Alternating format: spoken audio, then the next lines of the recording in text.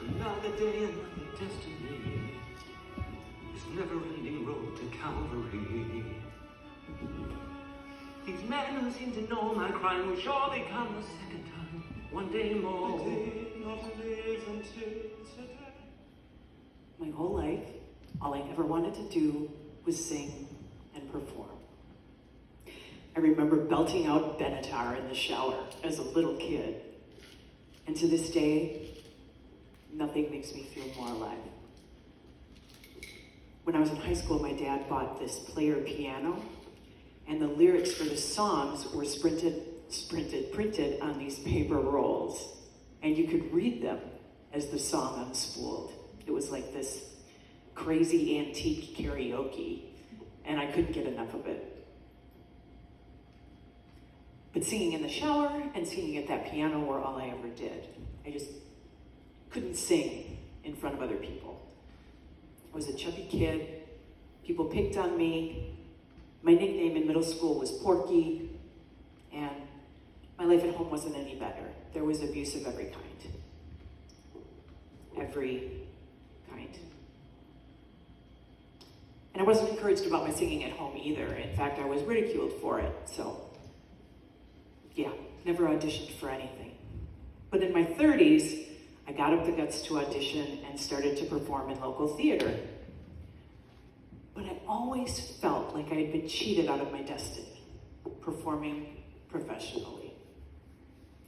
So Christmas, in the year 2000, my sister surprised me with a trip to New York. And part of our trip was to see a performance of Les Mis. Now, I didn't know anything about the show. I knew some of the music, and I knew one song on my own because it was in my range, and I liked to belt it out.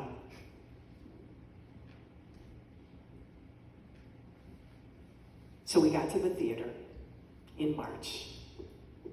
Neither one of us could believe that we had these incredible front and center seats, and we couldn't believe that we were about to see a Broadway show on Broadway. So the curtain came up, and the show started. And although neither one of us knew anything about the show, we were like instantly transfixed. And if you know anything about Les Mis, you kind of know what I'm talking about. Look down, you'll always be a slave. Very intense, very impactful.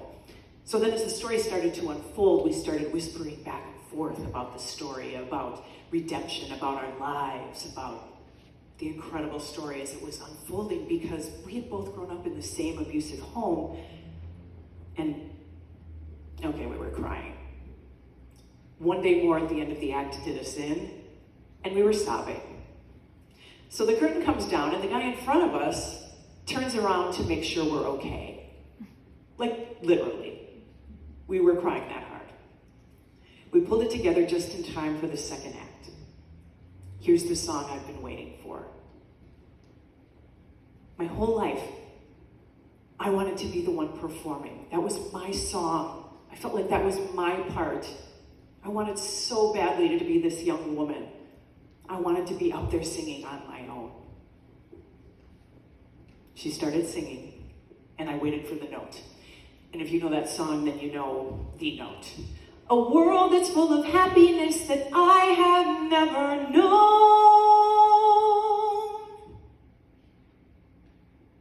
Never before and never again will those words sound the same to me. A world that's full of happiness that I have never known. And in that minute, I got it. I wasn't supposed to be up on that stage. She was.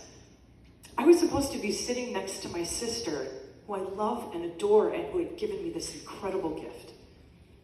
And I had known plenty of happiness. I had overcome so much, and I had made it to Broadway, just in my own way. And she had made it in hers. Neither of our paths was better or more important than the other. One was hers, and one was mine. I came completely unglued, sobbing harder than I had the first time.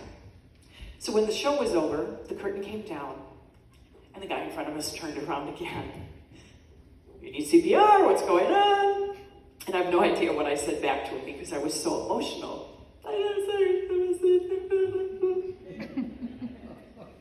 At that point, I just needed to go outside and smoke.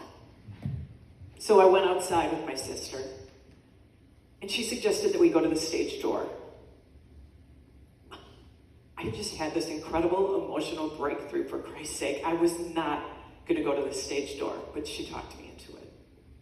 So we get to the stage door, and this van pulls up. And who gets out of the van? But the guy who had been sitting in front of us. And when he saw us, he was like, "You two again?"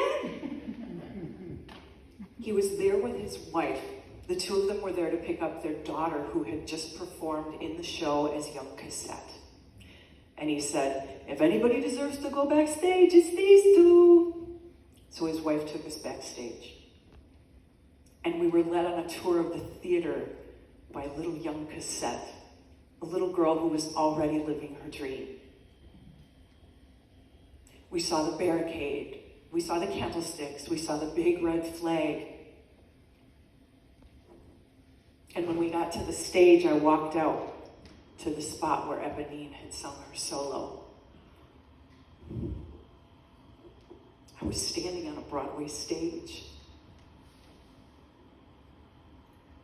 My whole life, I wondered what my life would have been like if things had been different.